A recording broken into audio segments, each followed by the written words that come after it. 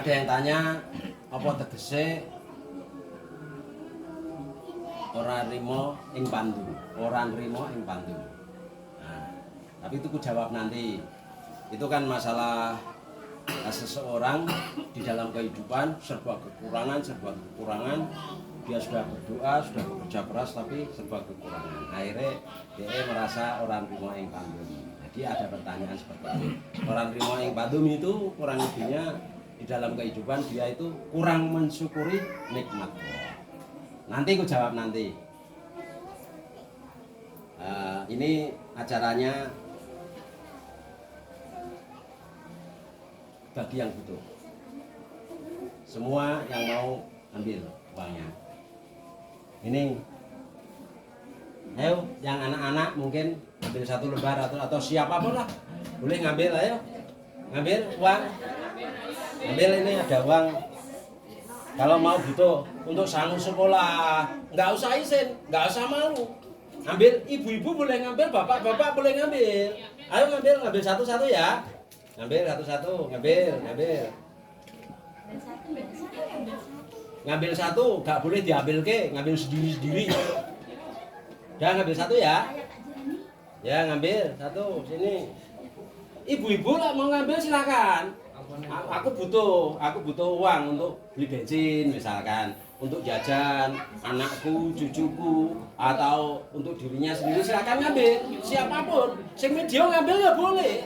Siapapun boleh ngambil. Ayo ambil. Satu apa dua? Ya satu boleh, dua boleh. Nah butuhnya dua. Ya ambil dua boleh. Mungkin dia membutuhkan. Ayo lagi.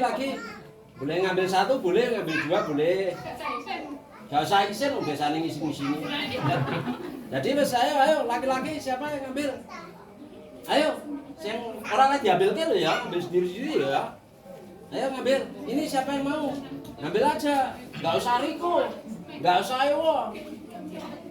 Ayo ngambil. Siapapun, keluargaku ya boleh ngambil. Siapapun, anakku boleh ngambil. Ayo ini laki-laki gak ada yang ngambil. Gengsi apa? Isen apa ngisi-ngisi nih? Ngambil oleh. Ngambil boleh, aja terus ngewa. Loh, ngambil loro ya oleh. Ngambil siji oleh. Nah, ngambil aja ngewa lah. Sing video oleh ngambil oleh kok. Ngambil satu boleh, ngambil dua boleh. Ada yang ngambil lagi ya? Ini. Ada yang ngambil lagi enggak? Aja isen kok ngisi-ngisi lah. Butuh ngambil. Pokoknya ini ngaji ra bayar, malah dibayar malah. Terus pokoknya enak-enak. Ya. Ayo ngambil, sing mau ngambil laki-laki. Siapa? Laki-laki sing video ngambil boleh. Siapapun boleh ngambil. Aja ndonge wah, kowe wah. Anu lapo kowe kok. Aku izin. Ya ora usah izin. Ayo, yang mau ngambil siapa? Lagi ada yang ngambil lagi? Ini masih banyak loh. Masih banyak ini, masih berjuta-juta. Ada yang ngambil enggak lagi? Tak hitungi ya sampai 10. Nah, ada yang ngambil tak ambil lagi. 1 2. Gak ada yang ngambil? 3. Gak ada yang ngambil? 4. Gak ada yang ngambil lagi nih? 5. Gak ada yang ngambil lagi? 6. 7. Gak ada yang ngambil lagi? 8. Gak ada yang ngambil lagi? 9. Gak ada yang ngambil lagi nih? Masih banyak ini, masih ini 3 juta lebih boh, 4 juta ada masih. Gak ada yang ngambil? Nah, ngambil lagi yo, sus mau ngambil nah yo, kok. Masa ora oleh. Wong kene ku penak e. Pokoke ngaji dibayar, orang ngaji ora bayar, dibayar malah. Ada yang ngambil lagi enggak? Kurang satu angkat lho. Wong tanduk ya oleh mau ngambil, oleh. Oleh. Ada yang ngambil lagi? Enggak ada yang ngambil lagi. Nah, sing video ngambil ya oleh. Ambil. Ada yang ngambil kok kan men dhewe kok kaya tae dhewe wae wis ya. Lanang-lanang kok ketae sawangane dhewe wae wae. Hah?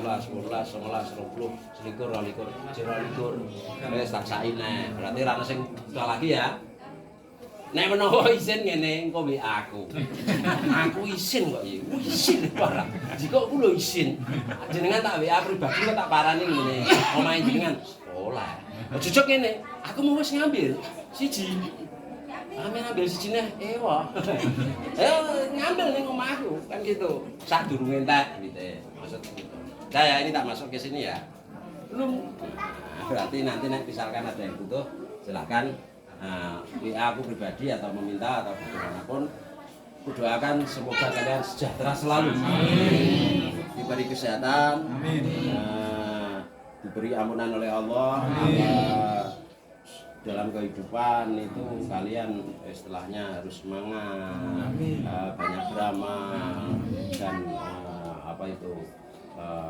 istilahnya harus bisa menjaga kehidupanmu supaya kalian sehat, sejahtera, sing baru sepi kehidupannya juga akan lancar rezekinya dan ini aku tadi kan ada pertanyaan tadi yang mana intinya orang nerimo ing pantun.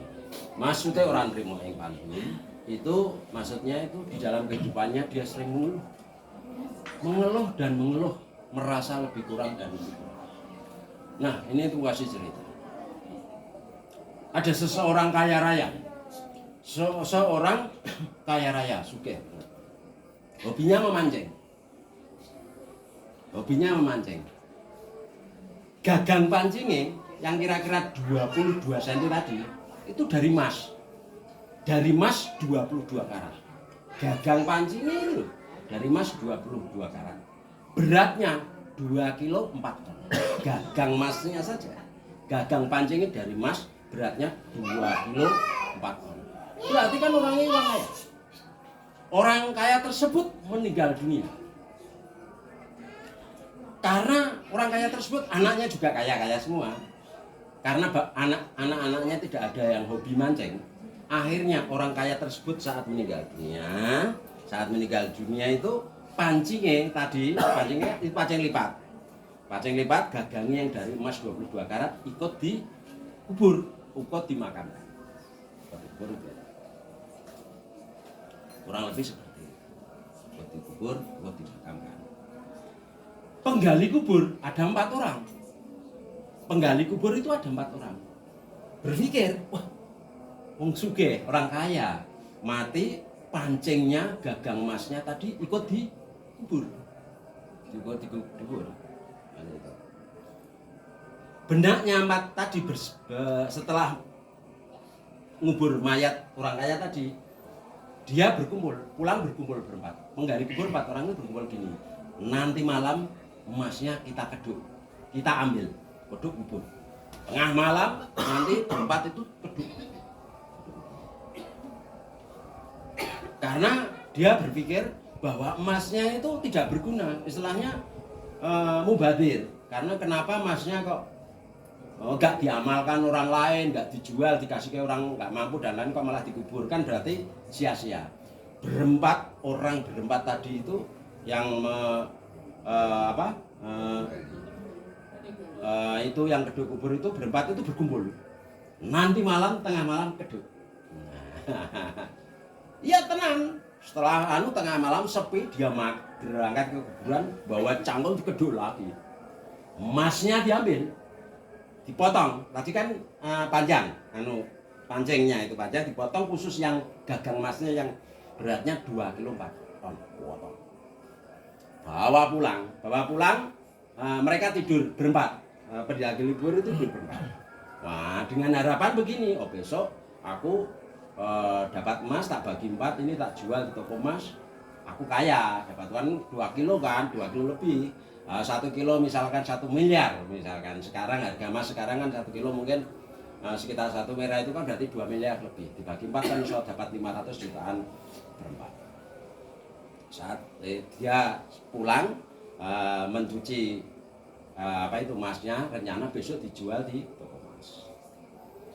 Terus dia capek jagung-jagung, ngopi-ngopi, ngerokok, tertidur, berempat tertidur. Berempat itu tertidur. Berempat tertidur, dari 4 orang itu 3 orang bermimpi. Mimpinya sama, plek sama mimpinya, 3 orang itu mimpi. Dalam tidur itu mimpi dia. 3 dari 4 itu yang mimpi 3 orang. Mimpinya sama. Didatangi 2 orang. Jadi berempat tidur, yang satu nggak mimpi, yang berempat ini mimpi. 3. Oh, yang 3 itu mimpi, yang satu tidak. Nah itu didatangi 2 orang. Pertanyaannya begini, kenapa itu tidak barangmu kau ambil? Kan sama dengan mencuri. Oh tidak, karena itu daripadamu batil. Sedangkan aku nggak mampu. Aku orang nggak mampu, hidupku, kerjaku penggali kubur. Penggali kubur. Aku tidak bisa beramal. Nah itu, aku nggak bisa beramal. Aku bisanya kerjanya penggali kubur. Ditanyai lagi, berarti kamu kerjanya khusus penggali kubur? Khusus penggali kubur. Kembali kubur kan dibayar? Iya dibayar. Saya tentukan, misalkan kedalaman kuburan dan lain-lain, atau tanahnya keras dan lembek itu ditentukan. Biaya kuburnya dia biasanya penggali kubur itu 600.000. Jadi 1 orang 150.000 kan berempat. Ada yang kadang 1 juta, tergantung lokasinya. Karena 1 juta berarti 1 orang 250. Ada yang 800 berarti 1 orang 200. Kurang lebih seperti itu. Tanyai 2 orang, dia dalam mimpi tanyai 2 orang. 2 orang ini bertanyanya bergantian. Terus tanya lagi, seandainya nggak ada orang mati kamu bersedih? Ya bersedih karena aku nggak dapat uang. Kan itu, kan dia kerjanya penggali kubur. Terus berarti nek kamu ada orang mati seneng karena dapat uang. Berarti kamu mendoakan orang mati. Bingung dia jawab. Nek dia jawab, iya, kan salah. Tapi dia kalau nggak jawab, loh kenapa nggak jawab? Berarti kamu mendoakan setiap hari harus ada orang mati, atau mungkin sehari biar 10 orang mati. 10 orang mati kan rezeki banyak. Dia bingung. Nah aku jawab, iya berarti doakan orang mati. Kan itu. Tapi dia nggak jawab. Haruskah jawab? Bingung dia. Ya saya tidak berdoa. Tidak berdoa, tapi kalau ada orang mati, kami kubur, kami dapat bayaran. Misalkan kadang dapat 600, kalau 600 berarti 150-an kali 4. 800 berarti 200 ribuan kali 4 bagi berempat. Berkali kuburnya begitu. Tanya lagi sekitar modalmu apa? Cangkul. Cangkul dulu kau dapat dari mana? Beli. Cangkul inilah yang kubuat gali kubur. Pekerjaanku ya dari cangkul ini. Kamu setiap mendali kubur kamu dapat uang buat apa? Buat belanja istriku, buat keluarga dan lain-lain. Pokoknya kebutuhanku keluarga. Amalmu bagaimana? Ya saya nggak bisa beramal, untuk makan saja pas-pasan. Iya kalau tiap hari ada orang mati. Kalau setiap hari ada orang mati 5, mungkin aku dapat uang banyak. Tapi kalau setiap hari mati 1, kadang hari ini nggak ada. Kadang 2 minggu sampai 3 minggu, 1 desa hidup semua ada yang mati. Aku susah. Berarti kamu kepengen ada orang mati. Diam, dia tidak bisa jawab. Dan begitu, dalam mimpinya itu dia seperti itu. Berarti kamu nggak bisa beramal, nggak bisa. Terus pertanyaannya gini, 2 orang tadi. Kalau yang mati orang kaya, ya kadang ngasih 2 juta. 1 orang 500 ribuan. Kadang 1 juta, kadang 1.500.000. Itu bagi orang kaya. Kalau orang miskin, ya orang miskin namanya orang miskin ya ngasih kadang 400.000. Berarti satu orang 100 ribuan. Kadang cuma 200 ribu. Satu orang 50 ribuan. Kamu tahu nih itu orang miskin? Tahu. Kamu narik biaya? Iya. Berarti kamu nggak punya amal. Bingung dia. Seandainya kamu besok mati sendiri, kamu miskin nggak? Miskin. Kamu mati, terus anakmu nggak punya uang, kamu tarik 200 ribu atau 400 ribu. Perasaan anakmu bagaimana? Apa diutang-utang ya? Diam nggak bisa jawab. Jadi di dalam kehidupan itu jangan seperti itu. Yang namanya beramal bukan berarti memberi uang, memberi tenaga bisa. Yang meninggal orang miskin ya kita gali, nggak usah bayar. Yang bertanya-tanya seperti itu berarti kamu nggak punya suka amal. Terus pertanyaannya gini, kamu miskin, tenagamu, modalmu pakai cangkul saja, kamu tidak bisa berbuat apa-apa, mengakumu seperti itu. Kan itu. Intinya begini, kamu mendapatkan uang, mendapatkan rezeki, itu kamu buat dapatmu dari mana, hasilnya kau apakan? Apakah untuk dirimu sendiri ataukah untuk membantu orang lain? Intinya seperti itu. Pertanyaan itu diulang-ulang berkali-kali. Tadi ditanya, tanya lagi, sampai dia itu bingung, sampai kaget. Terbangun, bertiga itu terbangun serentak. Terbangun serentak kan, yang satu ini juga ikut bangun kan, karena terbangun serentak kan, ada apa, terus cerita yang tiga. Loh, aku juga mimpi gitu. Saya nanyai ciri-cirinya seperti ini. Ya, ini. Saya ini juga sama, aku juga mimpi seperti itu. Nah ini yang satu, aku gak mimpi. Aku gak mimpi apapun. Tapi bertiga itu mimpi seperti itu. Bertiga. Terus begini, udahlah. Kita syukuri, kita diberi kesehatan, anak-anak kita sehat. Mungkin anak-anak kita pintar atau mungkin bapaknya hidupnya sengsara seperti ini. Tapi suatu saat anaknya nanti bisa hidup lebih sejahtera daripada kita. Bertiga seorang bapak tadi seperti itu. Udah, masih itu kita kembalikan. Kita saja yang kerjanya penggali kubur, modalnya cangkul, pertanyaannya seberat itu. Apalagi orang kaya tadi. Maksudnya begini, orang kaya tadi yang meninggal, orang kaya kan meninggal, pasti ditanyai malaikat macam-macam. Kamu dapat uang dari mana? Rezekimu dari mana? Terus kamu apakan? Kamu punya rezeki, punya badan sehat, punya uang, terus kamu apakan? Nah, kita saja yang penggali kubur tiga, kita orang miskin, modalnya kita cangkul, kita beli dari anak modal kita cangkul, ada ditanyai berulang-ulang, kita bingung. Apalagi orang lain, orang kaya atau pejabat atau siapapun yang besok mati di dalam kubur, pasti pertanyaannya malaikat macam-macam. Begitu. Dia sing miskin saja itu ditanyai macam-macam, apalagi yang kaya. Kamu dapat uang korupsi atau bagi yang PNS dan lain-lain misalkan, atau pejabat, atau uang dari mana, kamu kalau dapat uang kamu apakan dan lainnya, dia berpikir bingung. Akhirnya bertiga merencanakan mengembalikan Mas. Yang satu nggak mau. Aku nggak mimpi kok, kan gitu. Aku nggak mimpi. Terus ini bertiga itu karena takut. Ya wes, kamu nggak mimpi nggak apa-apa, tetap tiga ini punya kembalikan. Dia nggak mau, minta dipotong, potong aja jadi 4 bagian. Aku tak minta bagianmu kembalikan. Itu yang satu ini. Ya terus diukur, digeraji. Yang tiga orang ini bertiga ngeduk lagi, yang satu enggak mau. Ini besok tak jual.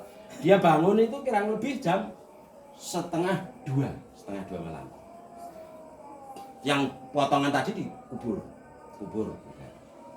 Kembali ke pos tadi, kan dia tidurnya di pos. Berempat tadi berpikir, aku lah sudah ketakutan saya tuh, ini tak jual paling murah kan 500 ribu lah, 500 juta. Kan gitu, kan dia berarti dapat seperempat, kan paling tidak dia dapat setengah kilo. Wah, besok tak anak istriku seneng aku dapat. Udah kamu bagianmu, aku nggak mau. Nah yang 3 kembali ke pos. Nah, dia nggak mau tidur lagi, takut mimpi. Nah, yang ini nggak mimpi, tidur. Besok pagi saya jual. Nah, tidurnya pulang dia. Aku pulang ya, tak tinggal ini tinggal tidurnya di pos. Yang ini pulang. Cerita karo bojone, dapat emas gini-gini, besok tak jual gini, menceritakan tadi nek jatahnya temannya 3 dikubur, yang jatahnya 1/4 dia dibawa pulang besok dijual. Istrinya juga suka gini. Dia tidur. Saat tidur, ganti dia yang mimpi. Dia mimpi, istrinya mimpi, anaknya mimpi semua. Sama mimpinya. Pertanyaannya, kamu dapat emas, itu buat apa? Intinya, ya nanti dijual untuk kehidupan gini. Oh gitu. Padahal pendapatanmu itu kan, kamu dapat tidak capek-capek, hanya sedikit. Tapi dapat uang, kalau kau jual kan dapat emas dengan harga tinggi dan lain, terus uangnya itu buat ya kamu buat beli kendaraan dan lain-lain, pokoknya kurang lebih orang miskin terus. Tanya lagi, kapan kamu beramal? Lah aku ya nggak kaya aja nggak pernah, jadi nggak pernah beramal. Dalam arti seperti itu. Kalau kamu seperti itu, niatmu seperti itu, kamu menggali kubur dapat mas, kamu itu berarti kurang bersyukur. Memang kehidupanku seperti ini. Gitu. Ditanyai mimpi, ditanyai orang. Bahkan satu tadi istrinya didatangi mimpi, si laki-laki suami datangi mimpi, anaknya pun dimimpi sama, terbangun semua. Cerita, aku didatangi 2 orang yang tanya macam-macam ini dan itu. Intinya gini, terus mereka gini, oh iya ya, kita masih bersyukur, anak-anak kita tidak cacat, badannya sehat, lihat orang sekitar ya ada yang hidupnya walaupun kadang kaya, dia terkarur kaya tapi hidupnya pergi-pergi itu kayak pikun, kayak linglung dan lain-lain. Kesehatannya kita masih bersyukur, kita anak-anak kita sehat, teman-teman kita punya penyakit darah tinggi, gula darah tinggi dan lain-lain, kita sehat semua karena kita bergerak mencangkul dan lain-lain, kita sehat. Tetangga-tetangga kita ada yang makan ini nggak enak, dia makan sayur asem saja atau mungkin nasi sama sambil sudah merasa sehat, merasa senang. Dengan tetangga-tetangga kita dilarang dokter makan enak nggak boleh, airnya harus minum air putih, dia ngopi dia terus akhirnya masih dia mensyukuri nikmat, terus akhirnya kembali. Si satu orang tadi datangi ke pos bersama anak istrinya, cerita, aku juga mimpi, istriku mimpi, anak-anakku mimpi yang sama seperti kejadian yang kalian mimpikan. Nah, terus yang bertiga, wes toh kembalikan sendiri, kebur sendiri. Aku nggak mau, tadi kan kita kembalikan. Akhirnya si satu orang tadi, suami istri sama anak-anak kubur, kedua lagi. Yang 1/4 tadi dimasukkan di dalam kubur dulu. Nah, total selang 4 hari dari kejadian tersebut, 4 orang bermimpi. 4 orang lagi, tadi kan yang bermimpi 3. 4 orang bermimpi. Istilahnya dalam mimpinya didatangi 2 orang tersebut tadi. Intinya kurang lebih seperti ini. Di dalam kehidupan, jangan memandang yang jauh. Jangan memandang tetanggamu, jangan memandang siapapun, dia lebih nikmat, kalau anggap dia limit, kehidupanmu tidak. Karena bagaimana? Pasti ada jenjang peningkatan dan lain-lain. Kalau kalian itu memang rezekimu dari situ, terima. Seandainya kalian jadi bupati semua, jadi gubernur semua, pasti ada sebab. Semua pengeduk kubur kalau jadi bupati atau jadi pejabat semua. Terus kalau ada orang mati, yang menggali kubur siapa? Makanya di dalam kehidupan tidak bisa salah. Ada calon presiden banyak, mesti yang jadi satu. Kalau jadi presiden semua ya mumet lah. Kan begitu. Nah, di dalam kehidupan itu ada terap-terapannya. Ada yang jadi presiden, ada yang jadi menteri, ada yang jadi gubernur, ada yang jadi camat, bupati, kepala desa dan lain-lain. Bahkan ada yang jadi penggali kubur. Kau merasa yang terbawa, tapi kehidupanmu yang terhebat. Karena bagaimanapun juga penggali kubur kelihatannya memang penggali kubur kelihatannya memang dianggap miskin, dianggap orang bawah, tapi dia hebat. Kenapa begitu? Karena ada orang mati, nggak mungkin Pak Bupati, monggo Pak Bupati gali kubur, nyuruh Pak Lurah, monggo Pak Lurah duduk kubur, itu saja nggak mungkin. Nyuruh Pak Haji duduk kubur nggak mungkin. Yang disuruh ya orang-orang kamu. Terus dia berpikir, oh iya, berarti penggali kubur itu besok pun saya berpahala tinggi. Justru malah waktu besok aku mati, itu pun dia merasa berjasa karena menggali kubur tadi. Itu dia terus mulai dari itu dia berniat, aku juga kerja tapi berniat beramal. Kalau yang kaya mungkin dia ngasih harga 2 juta, 1,5 juta untuk, atau mungkin 1 juta. Tapi bagi yang miskin yang mati ditanyai, aku udah ini keluarga aku meninggal, aku mau membayar pemakaman ini berapa biaya pemakaman. Berempat itu terus bersepakat, sudah tidak usah membayar, cukup aku siapkan minum kopi atau teh atau rokok atau jajan seala kadarnya kalau punya, kalau nggak punya nggak usah. Dia niatnya terus berubah.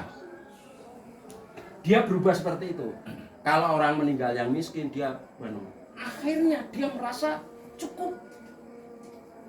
cukup dirinya.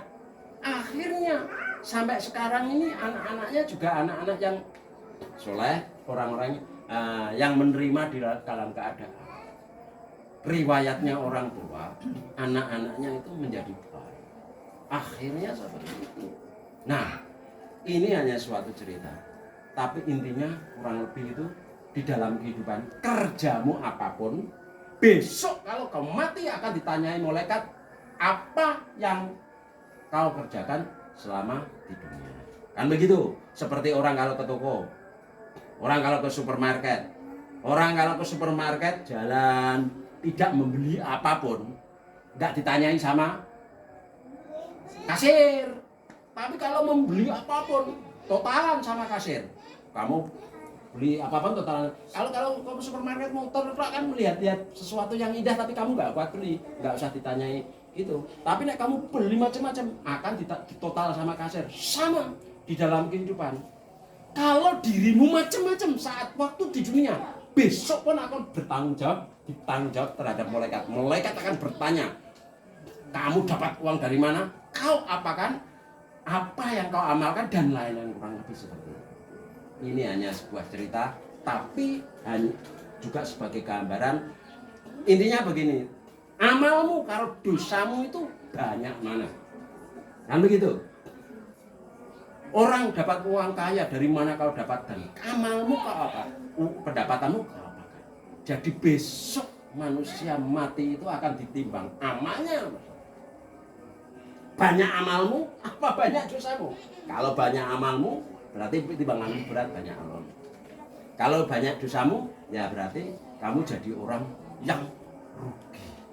Intinya seperti itu. Ya, dari pertanyaan ini tadi, ada yang tanya ini, ada yang tanya lagi? Gak cukup? Sudah cukup tahan yang kuterangkan? Sudah cukup apa ya? Nah, sudah cukup. Cukup sekian. Assalamualaikum warahmatullahi wabarakatuh. Waalaikumsalam.